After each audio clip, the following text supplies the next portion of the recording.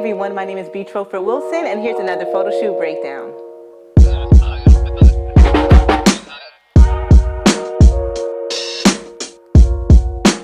Alright guys, so for this photo shoot I got to work with an amazing model named Jasmine who also has a great history and a great resume when it comes to basketball. So for this photo shoot I decided I want to be very, very colorful. So we had a beautiful color background, the wardrobe was nice and colorful, and of course you know I had to use my color gels. So I did something a little bit different when it came to lighting. So for this shoot I only used the reflectors that came with the lights, color gels, and grids just to create these dynamic images. That's all. I didn't use any medium strips, no soft boxes, no beauty dish. Now I used a 4-light setup. For the key light, I had about a 30-degree grid aimed towards the subject. As you guys can see in the 2 rim lights, I had a color gel on each of them, and I decided to do something a little bit different with the fill light. I had a color gel and a grid aimed toward her with the magenta gel. So as you guys can see in the images, she had a little bit of fill with color in it. And for me, I just wanted to have fun with this shoot. Knowing that the wardrobe had a lot of color, deciding to use a color background, I love to just have fun and play around when it comes to creating images.